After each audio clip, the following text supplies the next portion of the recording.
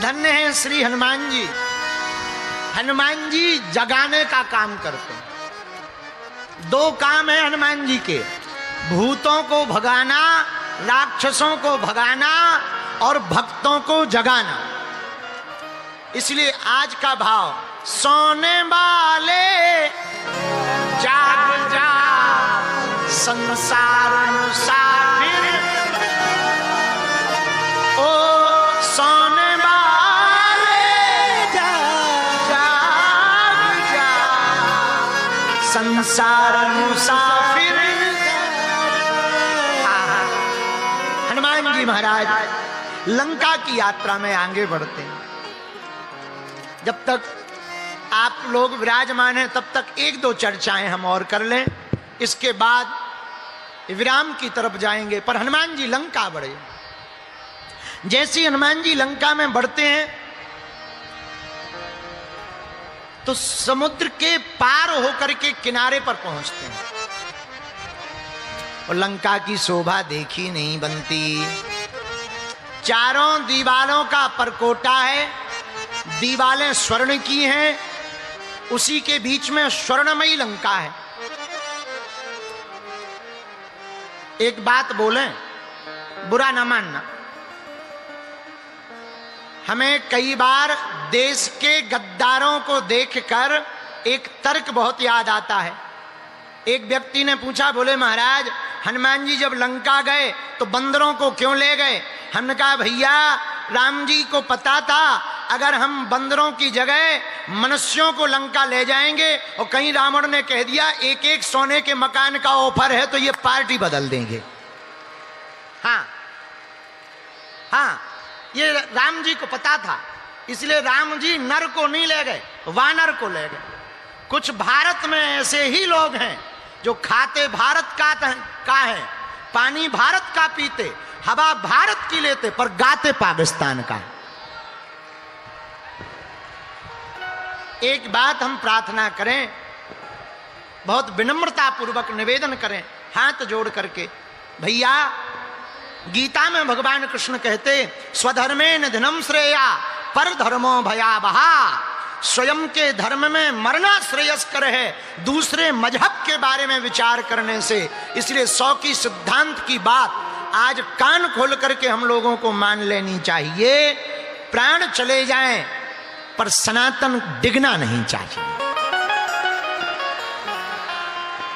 सनातन डिगना नहीं चाहिए। देखो एक बात बताओ, हनुमान जी लंका गए, कितनी रोका नहीं आए, कितनी झंझटें नहीं आई, पर क्या हनुमान जी रुके हैं? बोलो, हनुमान जी रुके क्या? हनुमान जी वापस आए क्या? रावण ने इतना डरवाया हनुमान जी को कि जब बांध करके मेघनाद ब्रह्म अस्त्र ही साधा कपिमन कीन विचार, जो ना ब्रह्मसर मानयो महिमा मिटय अपार। जब ब्रह्मास्त्र में हनुमान जी बंध गए तो हनुमान जी ने सोचा रावण के सामने जाकर रावण का वैभव देखे। अब रावण का वैभव कैसा है हनुमान जी ने आंजनेय की आत्मकथा में बताया। भरत नंदन को, कुमारो विशाल सिंहासन के ऊपर रावण बैठा है, 10 दिक्पाल रावण के सामने हाथ जोड़े खड़े हैं। काल को त्रिकूट पर्वत की 3 शिखर हैं। त्रिकूट का मतलब 3 पर्वत। काल यानी मौत, मौत को और काल को रावण ने पर्वत के ऊपर बांध रखा, शनि को गुफा में उल्टा लटका रखा, सभी देवताओं को ड्यूटी पर लगा रखा। बोले पानी कौन भरेगा? बोले वरुण देवता पानी भरेंगे। बोले झाड़ू कौन लगाएगा? बोले वायु देवता झाड़ू लगाएंगे। हनुमान जी कहते हैं कि बड़े बड़े देवता रावण की चकाचौंध के सामने हाथ जोड़कर खड़े हैं। पर धन्य है वीर बजरंग बली, राम का दूत ऐसा होना चाहिए, रावण के सामने सीना तान करके हनुमान जी खड़े। जब रावण ने हनुमान जी की आंखों में डर नहीं देखा, अभयता देखी, रावण से कोई बात करता था तो नजर नीची करके बात करता था, लेकिन हनुमान जी ने कहा, जैसे ही रावण ने हनुमान जी से बात की, ओए बंदर कहां का है? हनुमान जी बोले बोलो 10 कंधर। तुम कहो बंदर, हम तुम्हें श्रीमान जी कहें? धन्य है हनुमान जी, बोलो 10 कंधर। रावण बोला डर नहीं लग रहा? हनुमान जी बोले हमें तो नहीं लग रहा, हमें देख के तुम्हें डर लग रहा है। रावण बोला हमें क्यों डर लगेगा, हमारा शरीर देखो। हनुमान जी बोले क्या देखें? रावण बोला देखो 20-20 हाथ हैं, मुंह देखो 10 हैं 10। हनुमान जी बोले बस 10 ही तो है, बस ज्यादा थोड़ी है। रावण बोला वाह हमें नहीं देखते तुम? हनुमान जी बोले क्या देखे? रावण बोला जब हम चलते हैं तो पृथ्वी डोलती है। हनुमान जी बोले तुम्हारे तो चलने पे पृथ्वी डोलती है, हमारे प्रभु के तो छोटे भाई बोलते हैं सो पृथ्वी डोलती है। आओ, आओ, आओ, हम डरे कि तुम डरो। रावण बोला एक बात बताओ, तुम खाते क्या हो, तुम्हें डर नहीं लगता? देखो तो बड़े बड़े देवता हाथ जोड़े खड़े हैं। हनुमान जी बोले ये इसलिए तुम्हारे सामने खड़े हैं क्योंकि ये किसी के चरणों में नहीं पड़े हैं, इसलिए तुम्हारे सामने हाथ जोड़े खड़े हैं। हम तो राम जी के चरणों में पड़े हैं, इसलिए सीना तान करके खड़े हैं। तो रावण बोला फिर भी डर नहीं लग रहा? बोले बिल्कुल नहीं लग रहा। अब रावण का दिमाग खराब। मान लो कोई अच्छे अतिथि घर पे आ जाए, जैसे गायक होते हैं, और कोई बेहतरीन आदमी आ जाए, कोई बहुत बड़ा आदमी मुख्यमंत्री जैसे लोग आ जाए, और फिर गायक का गाना बिगड़ जाए तो उसे बड़ा बुरा लगता। कोई कथाकार कथा कर रहा हो और उसी समय पे कथा बिगड़ जाए तो उसको भी बड़ा बुरा लगता होगा। हमें तो नहीं लगता है तो लगता होगा।